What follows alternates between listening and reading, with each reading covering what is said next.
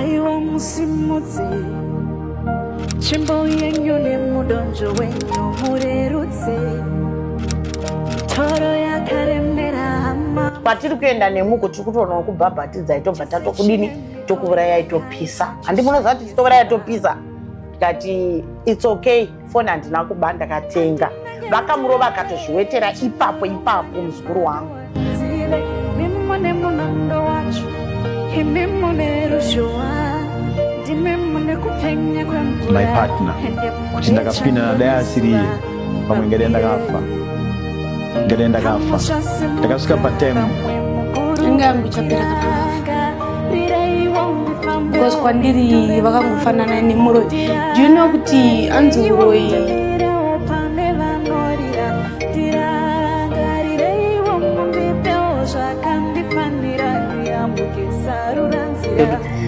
ndasvika futi kumusha kuya ndione futi uko kuri nandombogara ndine garandi ndakatanga futi kufunga kudzokera kumashure across the border zita Dumisani Mulambo Mafanise ngatipinde muchirongwa chedu chezuva ranhasi.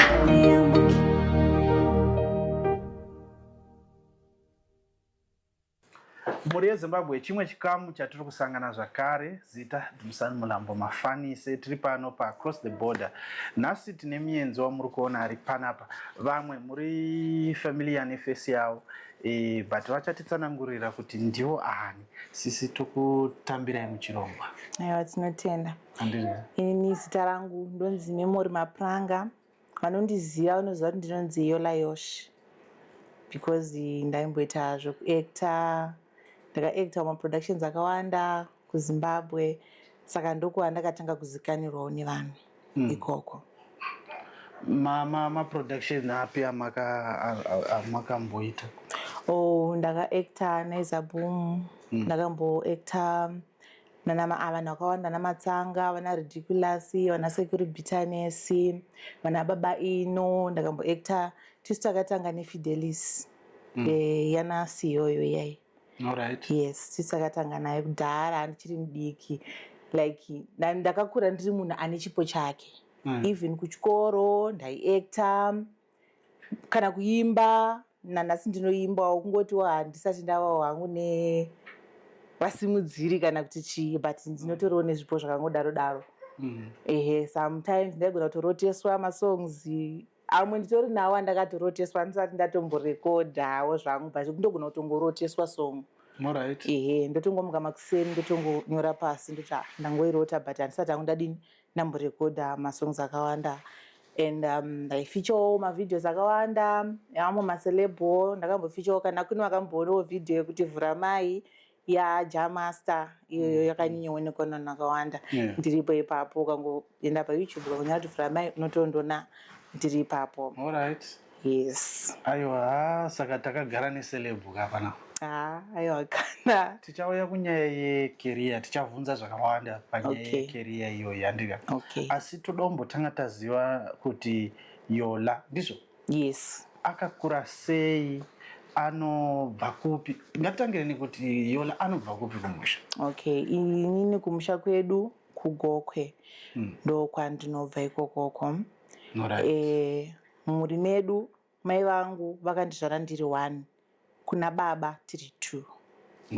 Ndo mamiriro akaita mhuri yangu iwawo. Yes, so vabereki vangu inini vakashayika, baba ndo vakatanga vakazotera mai, so ndiri munhu akakura achichengetwa namai nastepfather. Ndo kalife kandakakura nako. Then mai vangu vakazoshayika, so handina kuzombotora nguva yakareba ndinavo. Vakabva vazoshayika, saka life yangu yandakakurawo munongozivawo life yenherera. Pakashayika mai vangu ndakabva ndatorwa nemunino wamai vangu ndikanochengetwa kwanga akaroorwa. Ndokwandakazonopedzera chikoro ikoko vachindichengetawo, handidi kushora. I really appreciate zvavaindiitira. Then after that ndakazogarawo zvezvo ngoti unongo uchingogarawo nehama zvezvo zvakaoma muupenyu kana usinawo vabereki. Sometimes handingatauri hangu zvakawanda but life yangu yakaoma makuriro andakaita inini. Zvakazondilidha kuti ndikasire kuroorwa ndiroorwe nekukurumidza. So ndaifunga kuti zvandiri kuroorwa ndatiza chidambudziko, not knowing kuti ndiri kutowedzera dambudziko pamusoro pedambudziko, because murume anga akandiroora inini ndaitongove imbwa kwaari. Alright, tichauya pakuva imbwa kumurume Yeah. kuti zvakafamba sei, but ngatimbotange tanzwa kuti Yolanda education yake makapinda grade 1 kusvika grade chii? Okay, ndakadzidza grade 1 kusvika form 4. Ndakatopedza zvangu kugoko ikoko. ndokwandakazonopedzera, because ndakambodzidza kukadoma, ndakambodzidza kugweru, ndikazodzidza kukadoma. Ndakadzidza maprimary akawandisa because stepfather wangu he was a teacher, saka taingotransfer. So primary ndakazogumisirawo, ndakazodzidza kugweru, ndikazoenda kukadoma. After that ndikazodzidza futi kusekondari kukadoma rimukahaiwa. Ndichibva ipapo ndizoenda kunodzidza kugokwe kunonzi kumasoro, panonzi pachisina secondary, ndoba ndakazopedzisira form 4 yangu. So from there handina hangu zomboenderera mberi nezvechikoro stereki. Ndakamboshanda zvangu, ndakamboshanda. Muri sechi maishanda chii? Ndaishanda mushopu mubotiki. Alright. Yeah. Alright, I get it. Vamatirege tiri pacha mukupinda murudo. Haisi nyaya yekuti ndaida kupinda murudo, but situation yakandituma kuti ndizoroora. Murume wangu inini hatinambodanana kwenguva yakareba, takadanana 3 weeks. Kwe3 weeks chete ndobva titotizisana. Kati dautondogara. Tikatanga kugara. So ndaifunga kuti ndatiza dambudziko hangu, not knowing kuti zvichatozoita wesi, problem yacho chatozoita wesi. Saka ndakazongorambawo ndakashingirirawo marriage muya, but it was not easy because murume wacho aindirova. So ndaisaziva kuti munenge matadzei paanongodhakwira chete kurohwa, paadhakwira kurohwa. Ndisina kutadza ndinorohwa, hapana anga asingazivi kuti mukadzi uya anorohwa, zvekutoti amheno vamwe achandiona anondiziva vanotopupura kuti zvechokwadi ndaingorohwa, ndiziva kuti ndakanga sei. Hapana, ndiziva kuti maybe nyaya yembereko here, because ndakatora time ndisingabate pamiri, ndisingadi. Ndakatozoita mwana wangu kutanga after some years. Mechingogara naye? Tichingogara, asi kurohwa kwakusingaperi ndaingorohwa. Kana muchiti mwana wenyu wekutanga mune vana vangani? Ndine vana 2. Mune vana 2, vese ndevababa ivavo? Ndakazomitirawo wangu kunoku. Alright. After this marriage, makaramba muri marriage mechizoya kuno here kana kuti yakatanga yapera marriage kuzoya kuno? Okay, marriage iyi yakatanga yapera, ndakatozongoitawo zvekutotizawo, bva yapera ndobva ndazoenda kugweru kuna sisi wamama wangu vanobva nogara Mbijana. Ndobva ndazoya pandakaya kunoku ndina sisi wangu mwana meguru wangu akanditi chimboya kunoku shamwari umbozama life. Ndobva ndakambouya kunoku, that was 2020. Ndikambogara ndichiita zvekurukarukawo masaluni, ndichingodidiwo kuti ndione kurarama. Then 2021 pabe mwana wangu bva wazoya kunoku akati ndokumbirawo mwana ndimbomuona.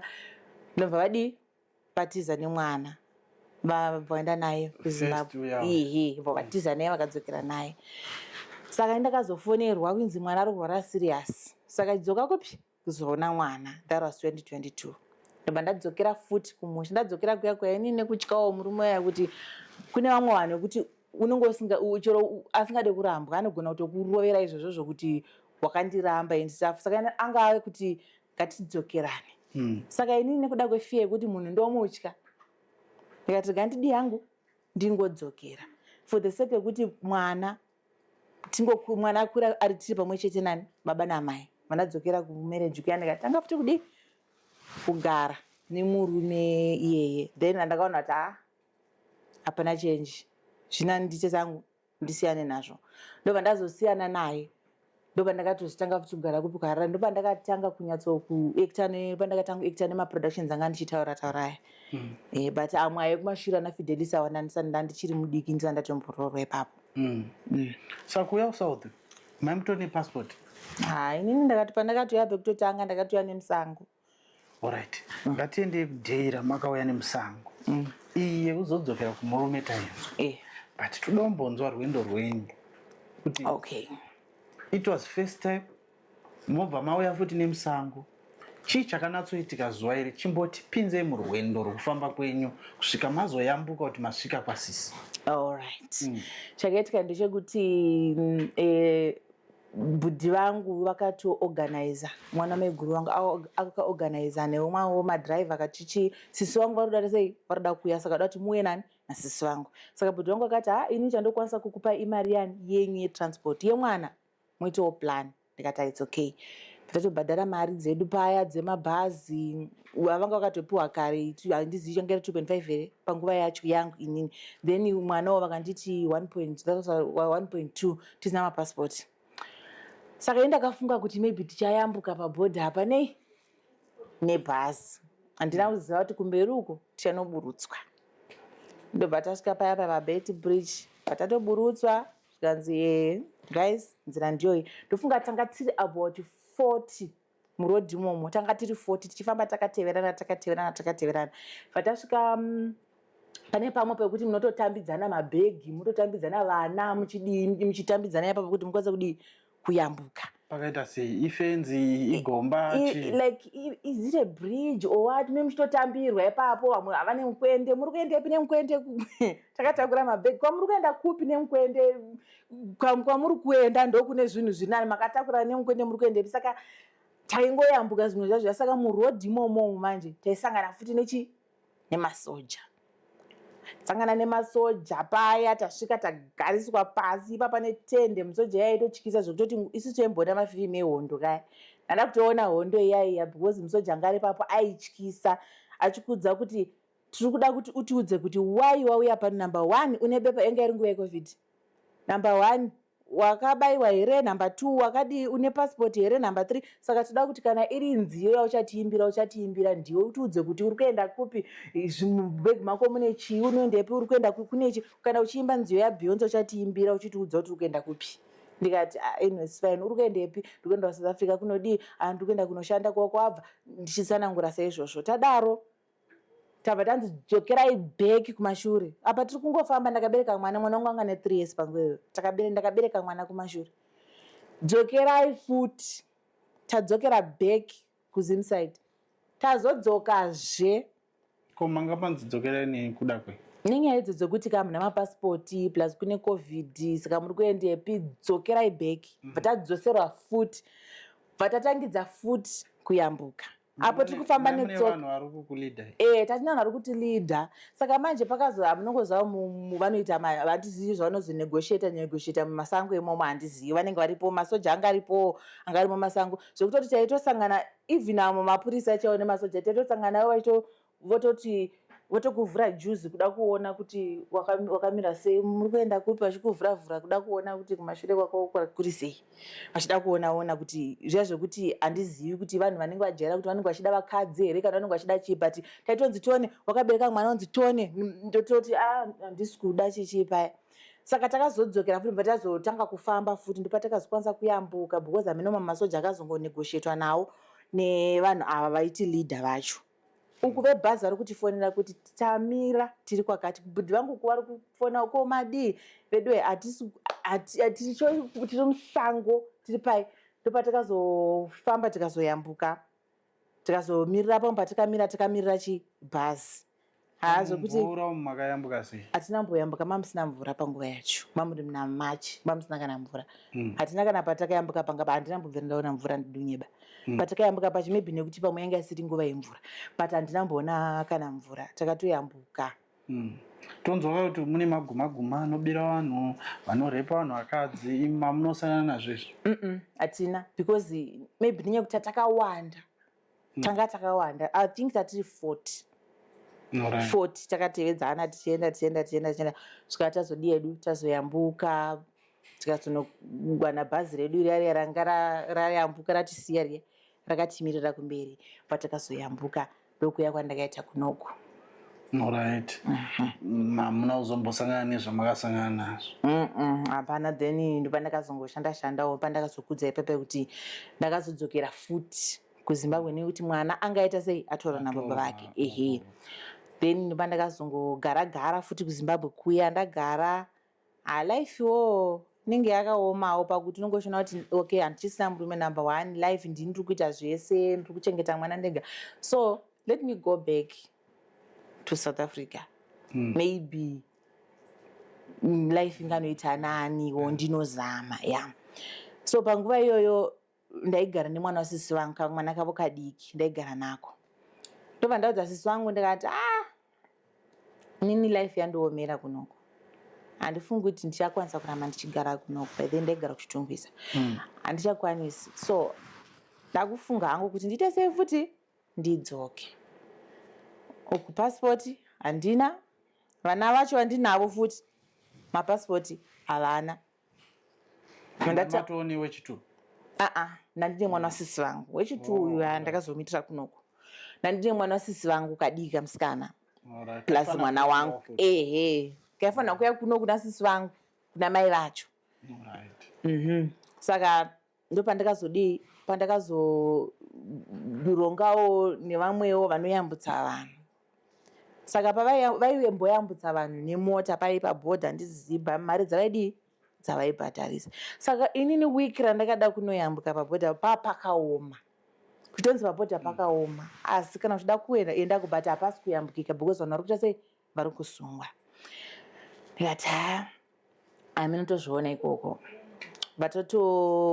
takayambuka futi nemusango papa neni nekamwana kasongona ndakakabereka mwana wangu mukomana muhombe akatakurwa neumwe murume akatakura tumamonaki twangu 2 kureva kuti vanhu ndakabhadhara vanhu 2 1 anga akatakura tumabhegi twangu tumamonaki twangu 2 twanga tunehembe dzevana plus anga akanditakurira mwana mukomana indakabereka kadiki kasisi vangu tikatoyambuka paya ndopatakazoyambukawo nemurwizi but mamusitomborina mvura yekuti mamurina machi futi saka kuti ndakawana mvura zvekutoti takayambuka nemvura hatina mboyambuka nemvura but taingosangana nemagumagume waya otobvunza kuti ari kukulidhai akalidha pandeopi uye ayongoti ndini otoita sei otovapa mari totoyambuka hatina nditi takambosangana neproblem stereki murodhi muchiyambuka nemusango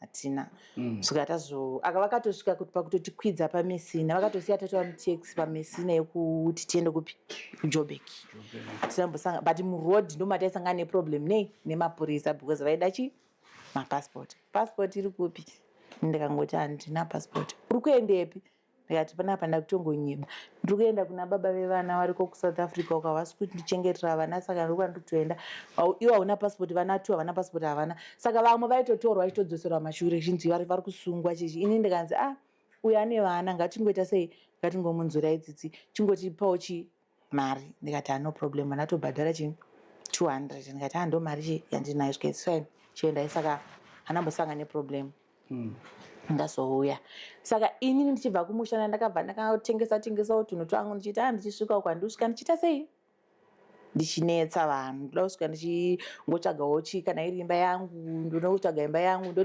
ndotangira ipapo zvandakaita paya sisi wangu akatoti mwana wangu uyu ari kugara muimba iyi saka itai sei share rent ndikati is fine pandatosvika paya sisi wangu vaisheyawo neumwe munhu hatinambosvikira futi kumba kwaugara kumba takangosvika ndikangosiya mwana wavo ndikati vakati chihande ndikuperekedze kupi kumba kwemwana wako mwana wavo vanongoti mwana wako muhombe uyu chihande unogara ikoko ndikati is fine saka vatatanga kutosheya rent nemwana wasisi wangu paya saka paya kutsvaga basa zvinhu zvachona kuTafontein yes saka songobva ati kuti ndichibasa tsvaga basa hapana zvinhu zvachona zvakatioma tumari tuya twandauya nato tuya twapera handina na plan ndochidii manje ndikati mana vanda plan pandakambonogara kuKempton Park kwasekuru wangu handambonyanya kugara nguva yakareba hangu bva ndazoenda kuFernaken kunogara hama dzemwana wangu mukomana uyu bva ndangoenda ndikanogara ikoko kwezvimamonths 2-3 months ndabva ikoko ndopandakabva ndadedzwa namenini wangu vanogara kuCoronation uku vakati uya kunoku uite sei tizogara kunoku tichibatsirana kusheya chirenti because ndaingofunga ndisezvo ndinomboita zvesocial media ndichitiwo tumari twangu tofacebook tenge twadiwo twabuda ndikonozamawo ndobva ndaenda ikoko ndikandogarawo murume yangu yandaigarawo pasina nguva bva wanditi ndakuwanira basa kubasa kwangu. Ndikati it's okay. Vatatotanga kutodi kuenda tese kubasa. Iyo vaishandira kusaidire vaishandira kuRandburg, indaishandira kuKailami. So ndichibva kucoronation chinda kuKailami, transport yanga yakandiwandira zvekuti ndaigona kubhadhara about 100 rand per day transport kuenda nekudzoka. Saka ndine musikana wandaimboshandira naye. Musikana wandaishanda naye uyu ndakabva ndamukumbira ndikati sezvo uchigara kupi kutembisa iri kudhuze nekubasa. Saka wadiwa kumbondipawo accommodation madhezi mashoma ndichiona ndoita sei ndozvitsvagira imba kupi kusaidi koko rekutembisa, at least it's 40 rand per day patransport 42. Zvikanzi it's okay chichi. Saka day iroro, in fact day iroro risati rasvika rezvakazoitika zvandoda kutsanangura apa, ndakati tiri patakshop tatumwa nemainini wangu endai kutakshop venda kutakshop. Saka pane incident yakaitika yekuti kwataigara uko kunogara makarati saka every week vanourayana. Ndekopi? Kucoronation. Yes, kunogara makarati, saka every week vanonga vachiurayana. Saka day iroro tatitori patakshop ipapo. Takshop iyoyo panogara pachingourayiwa vanhu. Saka takati tisu titori busy tiri kutotenga nemwana wamainini wangu. Bva tatonzwa pfutidza kutorova paya pfutidza. Izvo vari kushuta munhu ari paspaza patiri ipapo. Vari kutomushuta anga ari mumota akapaka mota ipapo. Bva tatotiza. Tatiza bva tanohwanda because pakatoipa ipapo. Bva tanohwanda. Saka vana mainini wangu akabva vanzwa noise because padhuze nepatakshop. Vakanzwa pfutidzai vakadzinzwa. Saka ndobva vatanga kudedzera manje vachitidedza isusu vanzwa isi takanyara. Isusu kutyaka kubuda because unobudikira paya pamaoko unoshudwa nepfuti kanodii because vanhu vachona havana basa nekuti life ichi vanongoshuta. Vatanga kudedzera, vakatanga kudedzera isi takanyarara. Patakazobudikira paya vanhu vakutoridza mhere kuti vanhu pamwe vatodii vatofa. Ndobva tatodii vazotiona paya vatatoona munhu waya anga achishudwa waya atodii afa. Todarika tambogara, todarika tikaenda kumba. Sanga ise this week, next week yacho ndopa ndakati kune shamwari yangu kubasa ndichikumbira kuti umonipa accommodation ndimbodiwo ndimbogara. Akati it's okay. Saka mva nango day iroro tiri busy toenda kumba kwake. Handizivi kuti chichakaitika taxi tatakakwira chichakaitikawo nditoona kuti panapa accident patoipa panapa.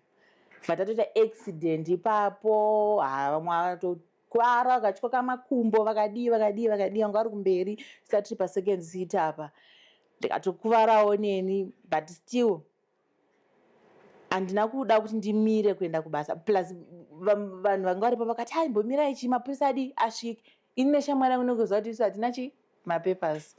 Tikawanikwa futi panapa togona kusungira nyaya yekuti hatina mapepa.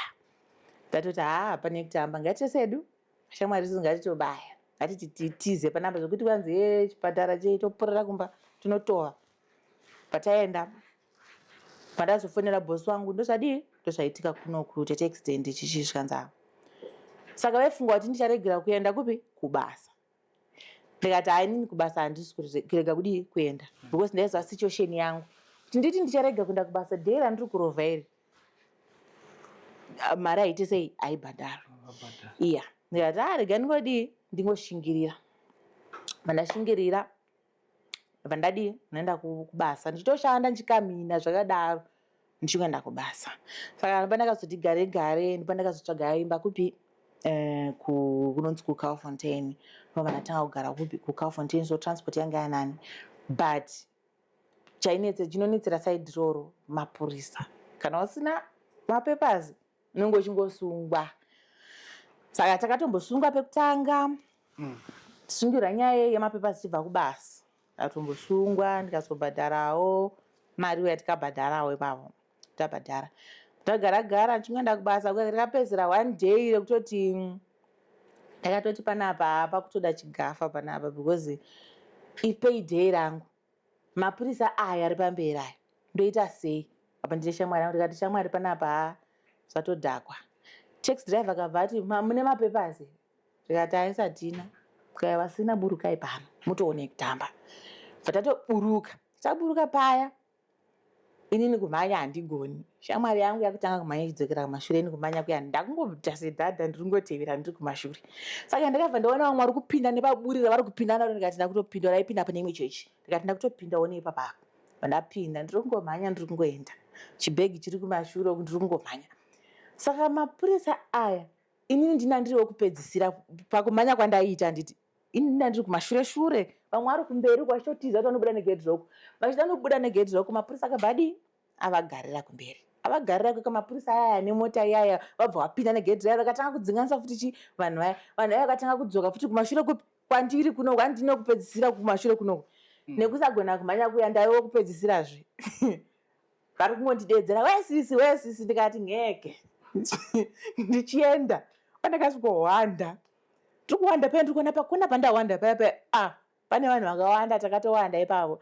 Mapurisa aya akatanga kutocha achitsvaga kuti kuvanhu vaya vanhu vanga vari apa vari kupa vanambotiona. Takaramba takawanda. Patagara 1 hour tiri ipapo. Tagara ipapo. Saka vamwe 2 vati ngari wekuMalawi. Vakati haisita kuenda isu. Chichi ndikati noshamwari yangu yodzikama. Kana vachienda ngavaende sei? Ngavaende. Kusvika tadza pasina noise ndopatichabuda. Ndopatakabva tadii paya. Tagara paya tiri neshamwari yangu tasara paya. Vataona kuti pachechi vanhu vari kuita service yavo. Tiri kuona zvese nepawindow, tiri kuona vari muchechi. Taona kuti havapedza. Tikati panapa shamwari hapane kutamba panapa. Nyaya iri panapa ndototi tisita kutoenda kupi? Nani wekuchechi uko. Vakwanise kutiburitsa panapa. Patakaenda kune vanhu vaya vabva taona vanga vakapaka panze. Patasvika tikabvunza makadii vanabhudhi, makadii atipedu, makadii. Tikati vedu sezvo mamuchingoonawo mota dzemapurisa dzichimhanya panapa, tiri kutya kuita sei kubuda. Saka tikumbura muite sei mutiburitse. Tikanzi alright, no problem. Ngandimirire chi uyu ndiye ari kutobuda izvezvi nemota. Tikati alright. Vatakumbira mukomana waya. Mukomana waya bva sei vatotibuditsa. Atiburitsa ndoku akatosvitsa kumba. Ndibva ndodaruka chitora mwana wangu mukomana pandaimusiya. Ndibva ndatotora mwana ndikatoenda. Saka pasina nguvawo kubasawo kwakabva katanga kunetsa nyaya dzamapepazi chii chinzi kuti uchashanda usina mapepa zvichanetsa because aitoshandisawo mafake aslam waya but vaitongoti panotongoda passport. Saka ndipo ndakabva ndamiswa kubasa. That was 2024 muna November. Pandakabva ndamira basa ipapo. So from there ndakungoraramawo netumaro twemafacebookwo tichimbouyawo tididi. Musana ngoti patauyawo ndobhadhirawo mari yangu yechirent iri advance. So panguva iyoyo ndo pandakazoita pambiri pekamwana kangu kadii kaka. Mai marorwa? Aiwa kana ndisambororwa. Zvezvokuti takangodana nawo nemukomana nawo zvezvongotiwo. Saka ina ndambofunga zvakawanda zvokuti ndingati ndichazoita pambiri kana ndichadii handambonyanyozvifunga hangu izvozvo because ndiri munhu aitambudzika mbereko. Sekutaura kanamboita kuti even mwana wekutanga ndakatambura kumwana. Saka even kuti ndizamewo chi2 zvazvakunetsa ndichiri kumereji ikoko. Saka ndangofunga kuti zvatongoitawo zvema2 minutes izvi handiti sei handibate pambiri. But then pandakabva ndatobata nhumbu. Ndabata nhumbu paya. Saka mukomana yayo ndabva ndamuudza kuti ndozviripo ini ndane chine nhumbu. Saka tiite sei tobvisa here? Akati aiwa mwana wangu ndomuda. Asi maida kubvisa? Iya, like unongochida kuti mangwana kana munhu akuzokushandukira nditi wozomureminder. Inga isiri intention yangu yekuti ndaida kubvisa because ndaiziva nhamo yangu yekuti mbereko ini inoita sei inondinetsa. Saka ndakangomubvunzawo kuti saka toita sei tobvisa because inini unozokwanisa here kuchengeta kanzi iwe mwana wangu ndomuda. Ndichachengeta mwana wangu saka don't even worry. So ndakamimba yakuma 1 2 3 yakuma 3 4 months. Achingoti mwana ndomuda. Handini kana kunzwa problem. Mwana ndomuda. 5 months. Mwana ndomuda. Yapa 6 months. Ndakuti ona kasha ona kwandayo stage yandayo. Yakuda kuti uite sei titenge hembe dzemwana. Akatanga kutondita rafa iwe ndiwo wakaita sei wakatakura nhumbi yacho natenga hembe dzemwana wacho namari yacho inini. Mandakatanga kuona kuti panapa life yangu panapa atove ma1. Ndatiwo panguva yakatooma panapa. Ndikati manje ndochidii. Kuenda kuchipatara munongozva zvipatara zvemunomu zviri kunetsa. mainini vangu vanogara kucoronation kwanambotaurako vavakandipa adresi yekwavanogara saka ndandakanyoresa kuClaremont clinic kusaidi ikoko ndokwavaibvuma maforeigners kuno kusaidi kuno kuvairamba saka kutoenda kuchipatara kwacho kwaida transport ndaitotsvaga ndega mari yetransport vanga vasingatombobvumi mukomana anga asingatombodi kana kundibatsira kana kudii saka ndopakabva patongotanga mahwani papo ndakutoona toti life yachona yatonge upenyu hwemusodzi everyday because munhu kana achikupindura kuti handizvishandi zvekuti iwewe uruda hembe dzemwana ndokwana papi iwewe tenga wega iwewe because iwe ndowakasinga mwana wacho. Angari mukomana kana kuti angari murume munhu? Angari mukomana, angatori mukomana but munhu angambori ane mwana wake panguva iyoyo anga asina mukadzi. But then nekufamba kwetime akazodzokerana nababy mama wake vakazotanga kudii kugarisana nababy mama wake. But then hapana chaimboti chandingati akaita pamwana wacho apa torina because sa mwana uyu muri kumutarisa mega zvese ivi vari tu nemuhombe wacho ndinotongochengeta ndega vekutanga nemwana wavo avo kuti ndichikumbira zvitoiti because havasitoshandawo zvakatovaomerawo saka kana ndakutokumbirawo kuti ndipewo zvakati ndienda kutotange ndiri kuvaisa pamiedzo saka plus vari kuZimbabwe ungazoti munhu ari kuZimbabwe iye ari kutotamburawo ari ikokoko so mutoro yese unongori wangu saka ndakangozvidza kuti ndozviripo sezvo ndaichemerawo kuti Mwari ndongogara chingobvunza Mwari every time kuti ndaichemera vana kuti Mwari ndoda vana but vana vacho mubva mandipa ndobva ndazvichengetera ndega ndichisafa like this so ndakangozviudza kuti handozviripo handina zvandingazviite. saizvezvizvi muri kuita nezvi ko zvino ndoita zvokuruka musoro norukirawo pamba chingotoka ngowanawo zvimaclients but zvinenge zvakatongooma zvakatooma zvokutoti handizivi unenge uchitori munhu anotozikamwa nekutoti unenge uchitozvitamburira hako kutoti vana vachise even mwana kuti aende kuchikoro zvinenge zvakatooma kuti ndichengete kadiki kacho zvinenge zvakatooma but unenge uchingoshingirirawo samai but it's not easy. kuti isusu tizonge tichikubatai kuti tikukokei kuno kuchirongwa chedu takanga takuonai pane imwe live mechiratidza kushungurudzika chaiko muchiti madzimba pamunogara and so forth. How is the situation? Chii chiri kuitika? Okay, like pandiri kugara landlord vangu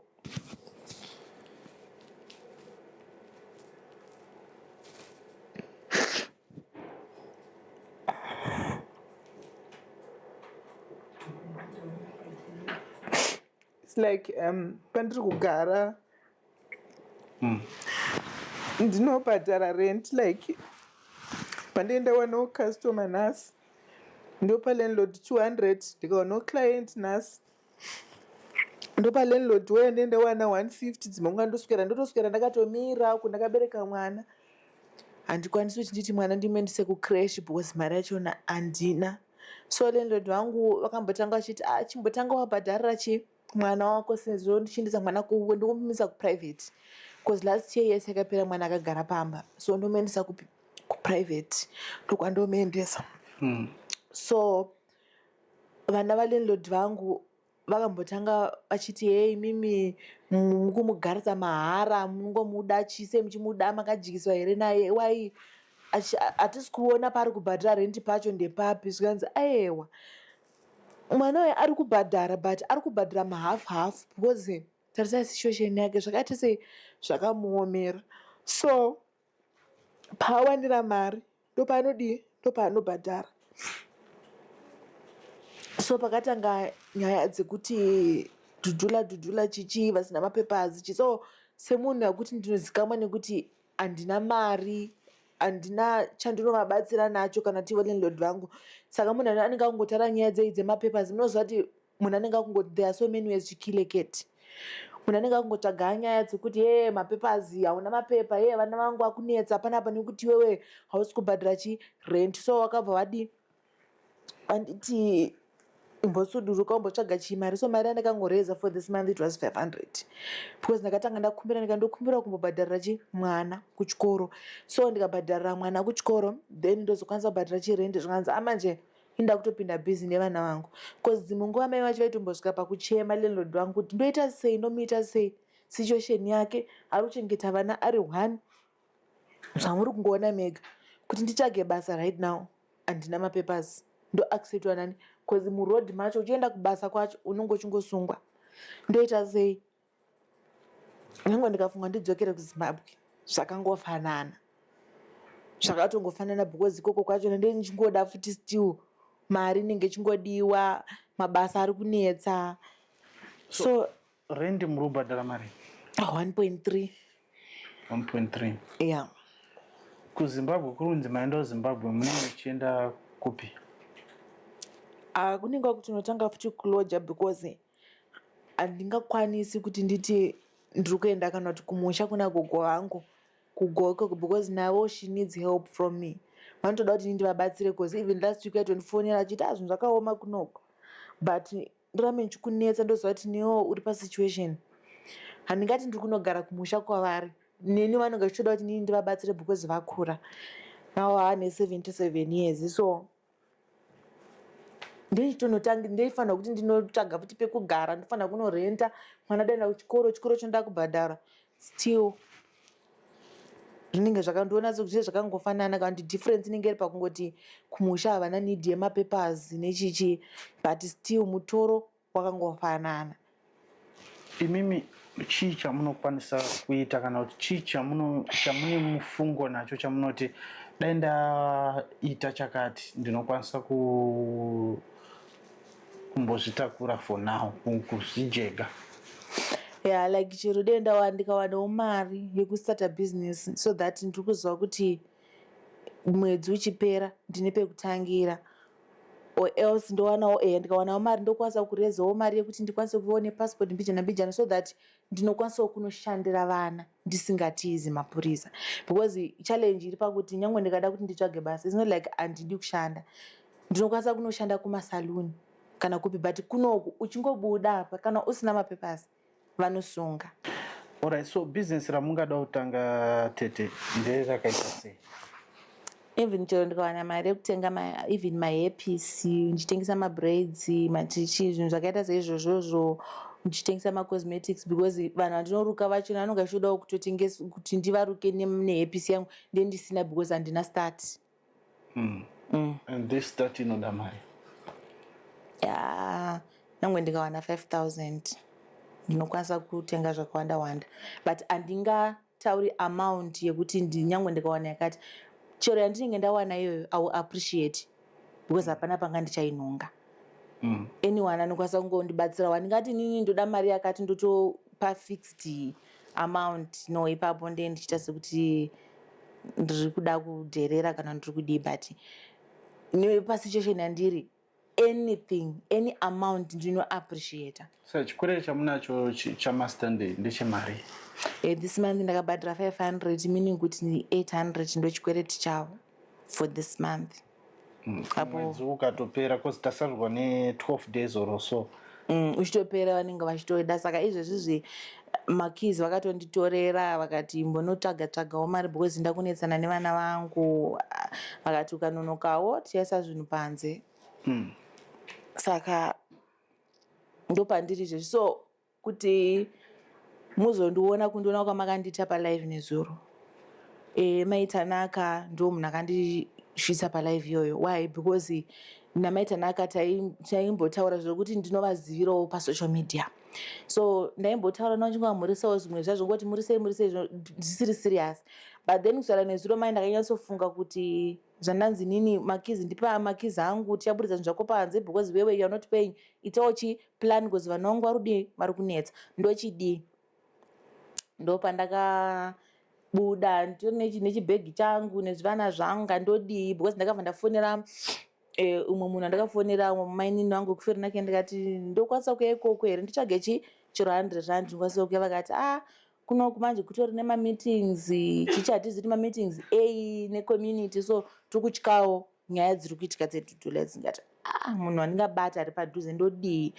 cherega ndibatani maitanaka ndiri panguva yakaoma nditori murodhiwo nevana. Saka ndopa vakandibvunza kuti uri nechepapi ndikatoti ndiri kusaidi kupi kurava richuku akati alright it's fine rega ndite sei ndisvikepo ndokuya kwavakaita vakanditora kwanandiri ikoko kusvika muzondiona palive right now nditori kumba kwavo. Yeah. Manga musiri murelationship? Hamusi in a relationship? Handina in a relationship handitombori boyfriend. Yeah. Alright. Ayo toda kutendawo maitanaka wakubatsirai. Yeah, tinotenda. Alright. So what's the plan now? Murofunga kuita sei right now? Toti pashaika anything, tashaya munhu anokupai mari, tashaya munhu anokubatsirai. What will be the plan? Inini handitozivi, handidi kunyeberai. Handitombozivi. Nditi ndinofunga kuti pasina izvozvo ndoita sei, handitozivi kuti ndoitawo sei. Yeah. Asi toti pane munhu arikuda kukubatsirai, anokubatai sei? Mune foni? Yeah, ndine foni. Anokubatsirai sei? Anokubatai papi? Anondibata pa +27 74 078 9761. Ndo namba dzangu idzodzo. Pamai futi chinzo? +27 74 078 9761. Okay. Yeah. Tichazama kuisawo namba dzenyu kuitira kuti vanenge vachida kukubatai vanokubatai straight, vachinzwisisawo situation yamuinayo. Kana pane vanoda kubatsira vanongokubatsirai. Okay.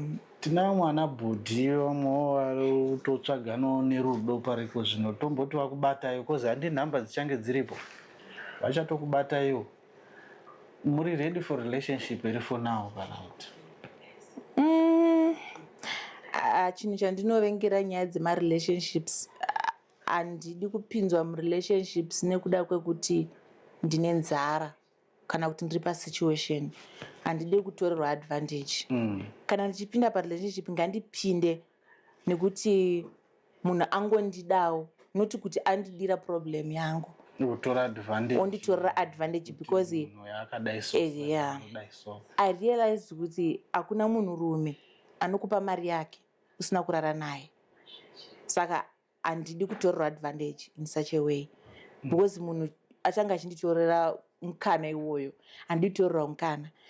Panguva inoi handisi kutaura nezvemarelationships kana chii, handifunge kuti I'm ready for that. Kana kuri kuti Mwari vatenderawo, yeah, it's okay, but I'm not ready for that because ndingatombowani nguva dzekufunga zvelove nditori pasituation and zvitori mubrain dzangu for now. Handidi kunyepa. Kana zvichizouyawo zichauya, but for now handisi kumbozvifunga. Aiwa, totenda. I think tasvika kwokupedzisira kwechirongwa chedu, asi pane here mashoko amunoda kutaura 1 2 3 kumhuri yeZimbabwe? Yeah, mashoko andoda kutaura ndeyekuti guys, vanhu, people are going, handizivi ndingataura ndichiti chii, depression is real.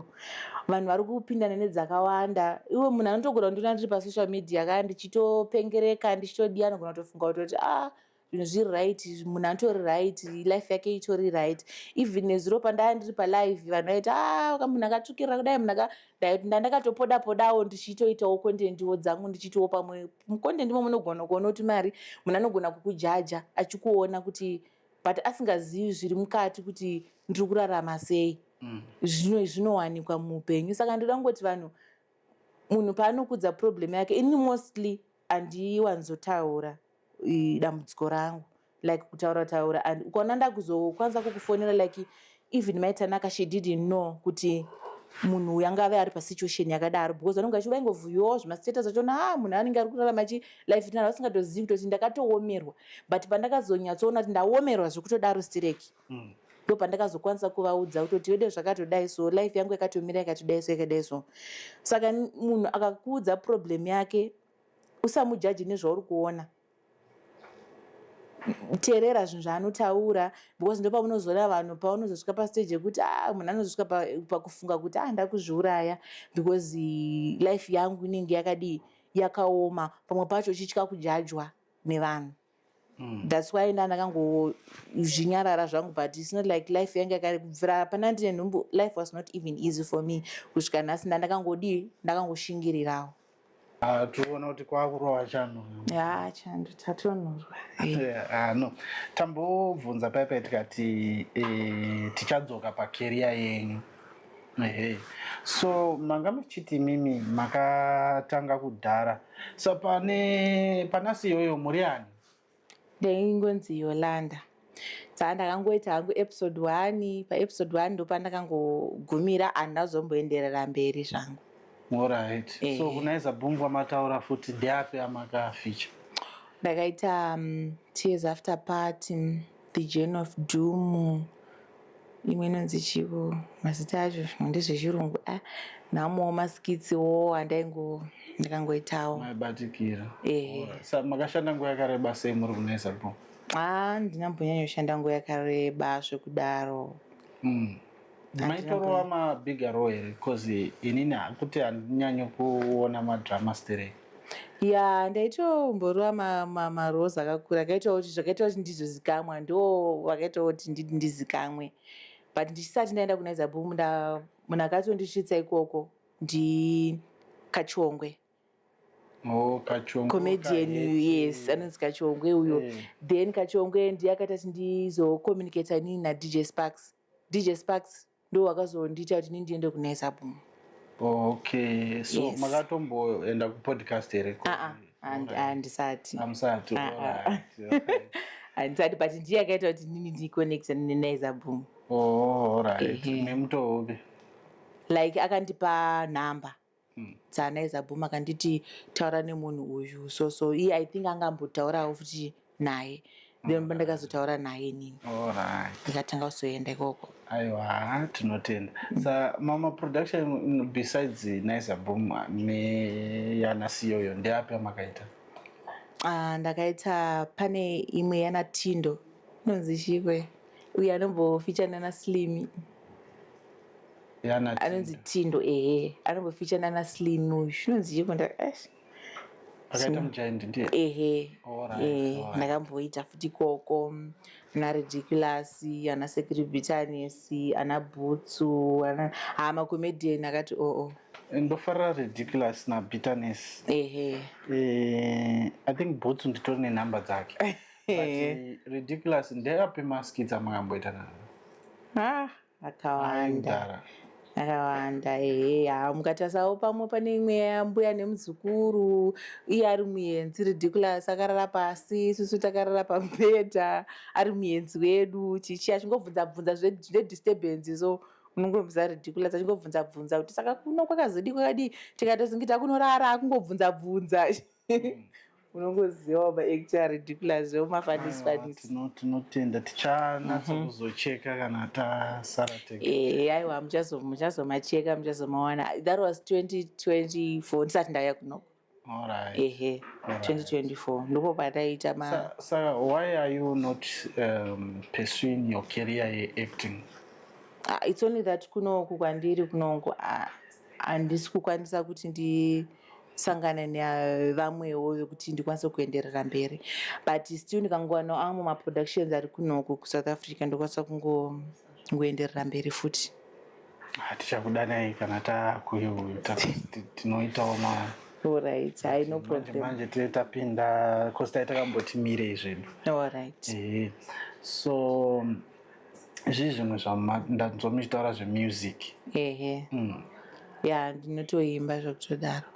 Mutone manhamba makatombobuditsa? Nemavideos anditori nawo. Mune YouTube channel? But handimboposti handina kuita zvakawanda. PaYouTube imwe yachona yakangoiswa kuYouTube yababa ino ndo vakanditora vhidhiyo roro, then imwe yachona yakaiswa kune video kune YouTube yaFarai weUzumba, anonzi Farai weUzumba, munina wataurai gandi, umwe anoita zvekuimba. Ndiwo ndakaficha naye papo, saka mavideos aya even masongs amwe ndinawo anongori mufoni, like haamboiti viral because handinyanyi kuita nezvazvo stereki nekuti handina anondisimudzira, but aiwa voice ndinaro zvangu. Meme dosimudzirwa sei? Kuti ndinge ndichisanganawo kana nevamwe vaimbiwo vaya vanozikamwa, tichiitawo makolabho tichididi, voice rangu rikwanise kurecognizwa, kana kuti ndinge ndichipostwawo nevanhu vanenge vane vanhu vakawanda, like mafans akawandawo uyawo vanhu vakwanise kundirecognize because inini handisati ndave nemafans akawanda zvekudaro. Even Facebook yangu ine 75k, yakatowandisa. TikTok yangu ine 8k.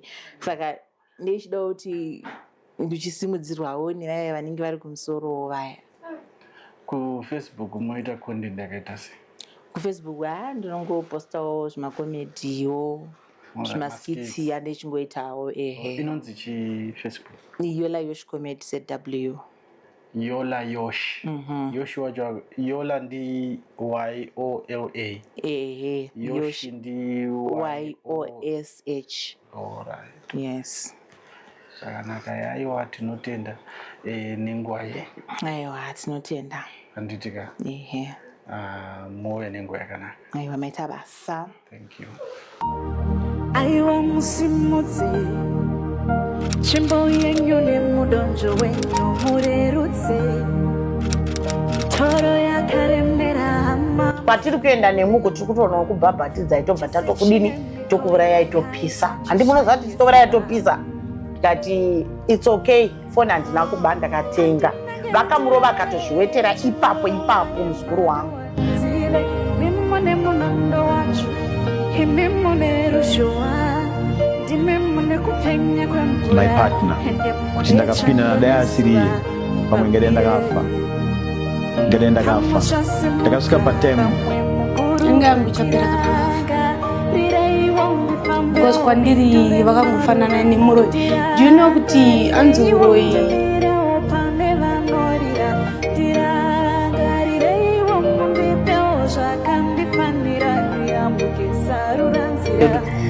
ndasvika futi kumusha kuya ndione futi uko kuri nandombogara ndine garandi, ndakatanga futi kufunga kudzokera kumashure. Across the border. Zita Dumisani Mulambo Mafanise, ngatipinde muchirongwa chedu chezuva ranhasi.